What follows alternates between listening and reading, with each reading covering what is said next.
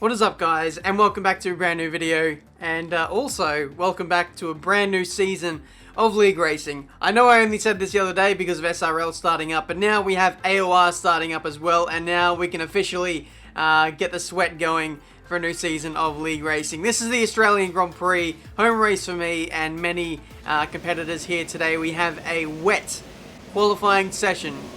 Now, if you would have given me this prospect, you know, last week, last month, last year, I wouldn't have liked this at all, but I did a session right before this in the intermediate conditions, and I was actually really fast, really comfortable.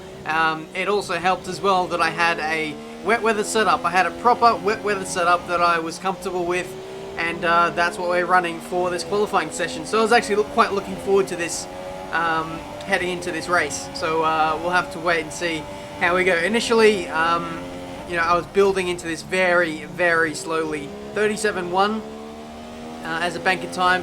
You can see I'm struggling initially with the conditions. I think in the practice session that I did in Inters was like a 34.3.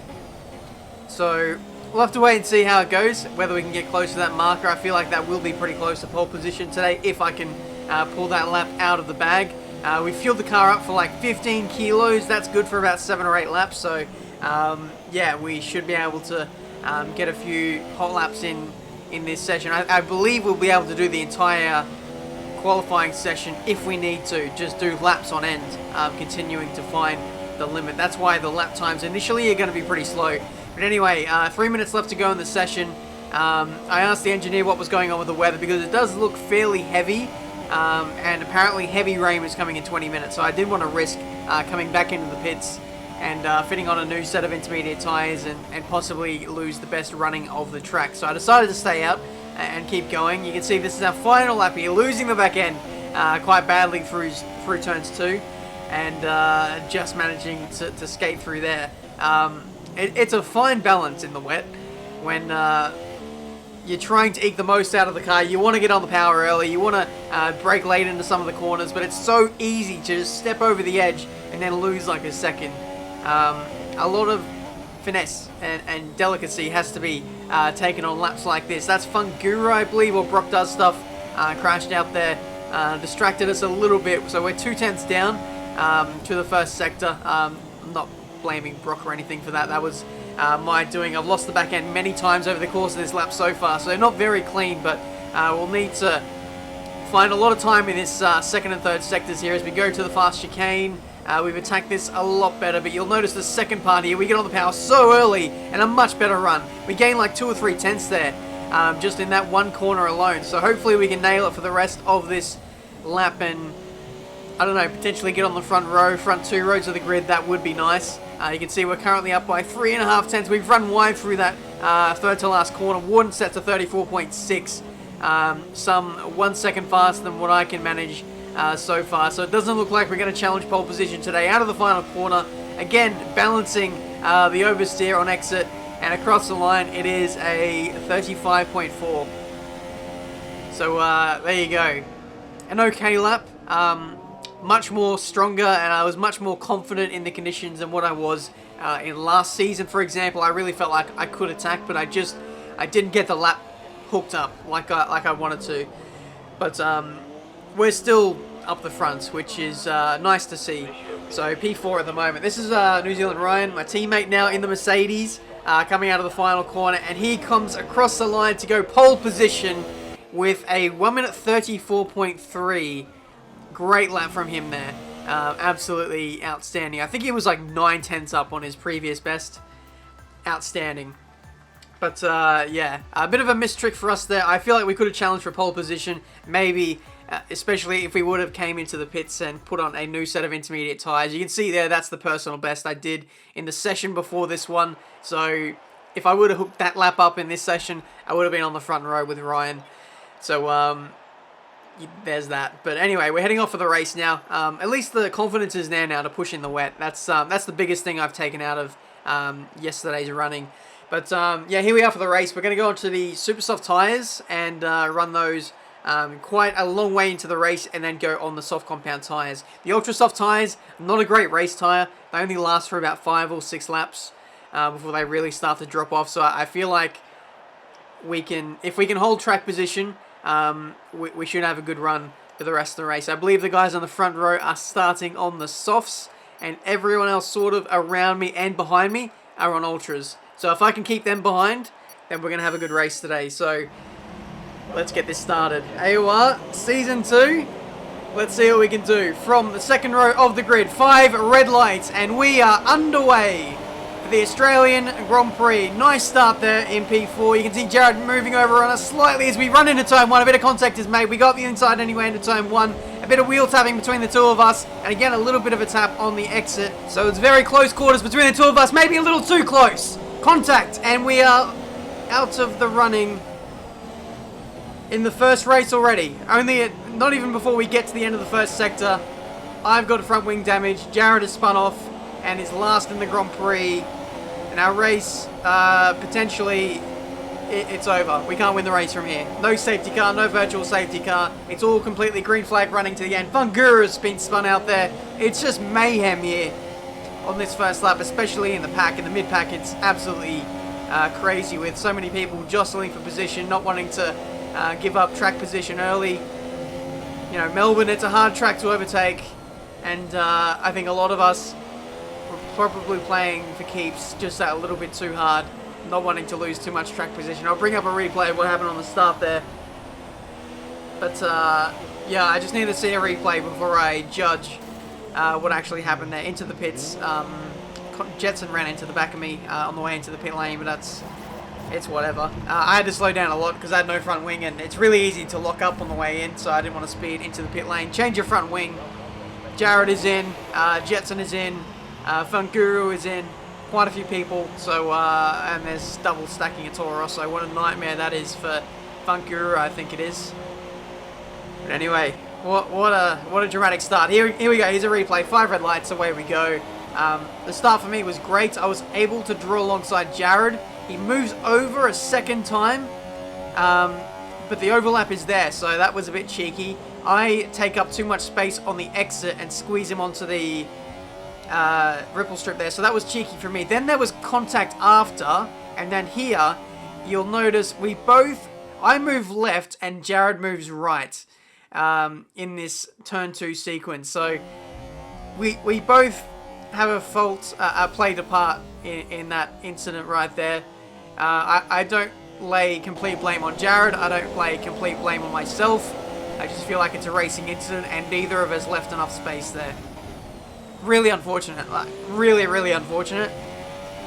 Because we both had tremendous pace, and we should be up the front there challenging with Warden and Ryan. You can see on the graphic, 42 seconds behind the race lead now, with 28 laps to go in this race. So a lot of work to do now. On the soft compound tyres, we're going to be doing a 2-stop in this race. We already stopped once. Death Row has changed his front wing and his tyres, and has lost the back end there on cold tyres. So free position for us. We're now up in a P8. There's a few more people making their stops or either retiring in the Grand Prix.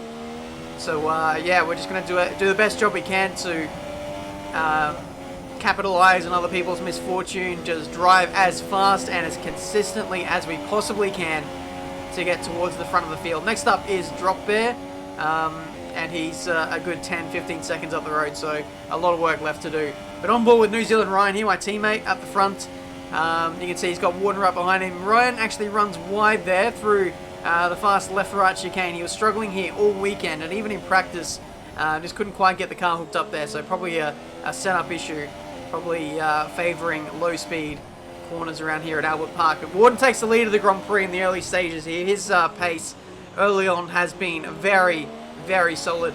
But it's worth noting as well that he already has 1, maybe even 2 time penalties in this Grand Prix. So that pace from Warden is coming at a cost. It's coming at a cost of track limits and external penalties heading his way. Speaking of penalties, we've got 1 warning for us so far in this Grand Prix, so we'll need to monitor that as this session unfolds. But there we take our 3rd warning very swiftly after doing our 1st warning, and that's 3 seconds added onto our race time. So for me, I'm banking on other people having penalties and stuff like that. I really need to clean up my driving from here on in. But you can see this is another battle with Ryan and Warden. Great battle at the front here. The pace between these two, despite the lead changing, is very, very close. It's only small differences that are setting these two guys apart, and it's really awesome to watch. I'll leave a link to the live stream. These races are live streamed, by the way, by AOR on YouTube. So I'll leave that channel down in the description, and you guys can tune into it. This battle here between Ryan and Warden was amazing. It was fantastic. So after this video, I recommend you go check it out. Ryan now has a time penalty, so that might play into the equation if Warden can keep it clean for the rest of this one. But we're coming to the midpoint of the race now. You know, nothing really doing on my end. I was just setting consistent laps, just trying to catch the cars ahead. I was driving the absolute wheels off this car. The car was on rails, partly because it was a wet setup and I was just nailing every corner and doing my utmost to try and catch up. But Ryan pits at the end of lap 17, puts on the ultra soft tyres. Warden responds on the next lap, and as a consequence, there is a huge undercut in favour of Ryan in this Grand Prix so far. But that's going to come at a cost later on in the Grand Prix. 1 lap difference on ultra soft tyres is going to be an absolutely huge difference, and Warden is going to be so quick towards the end. So look for that battle to tighten up towards the end of the Grand Prix. But meanwhile, we pit on the next lap. We pit on super soft tyres. I kind of missed the trick there because everyone else around me is pitting for ultras. I don't know what I was doing. I think I was just playing it a little too conservative. I thought maybe the ultras were going to drop off quite a bit towards the end. I just wanted to have a nice consistent run towards the end. But in saying that, the supers are still good. Will come good, especially more towards the dying laps, which we may need in catching Drop Bear and also Poms to the win for P6. P5 is probably going to be out of touch for us in this Grand Prix. You can see they're going through the fast left-right chicane there in the middle sector. So I really doubt we're going to catch those guys unless there's crashes or a supreme drop-off in pace. But we'll have to wait and see. This is my fastest lap of the Grand Prix, by the way. First flying lap on the new set of super soft tyres.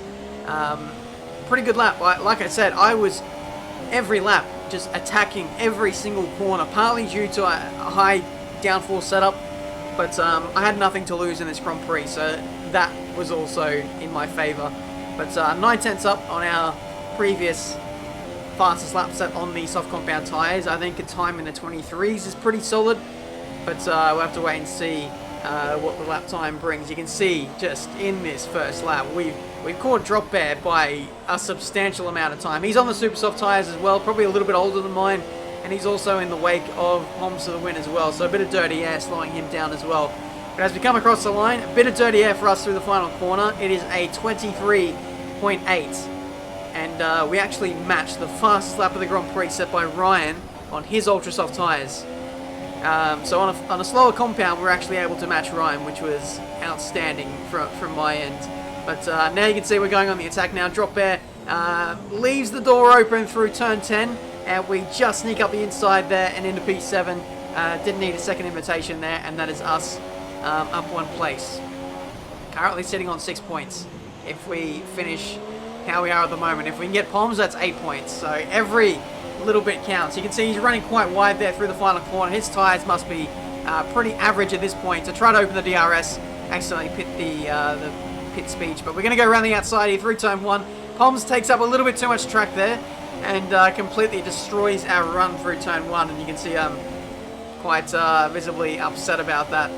You know, it happens when the adrenaline is pumping. But we're going to hopefully get past him on this lap anyway. I don't think he'll be able to keep us behind for too long. He gets another shocking run through that medium speed right-hander, and now we're going to try and go around the outside. He's weaving about all over the place. I don't think he has too much control with that pad of his, but we go around the outside there through turn 10. Absolutely amazing move. I was so chuffed with that, and there we go, up into P6. So that was our race. For the rest of it, we were just cruising and trying to catch Neon Tree Dome in P5, but like I said, the gap was huge, absolutely monumental. Nothing we could do about that.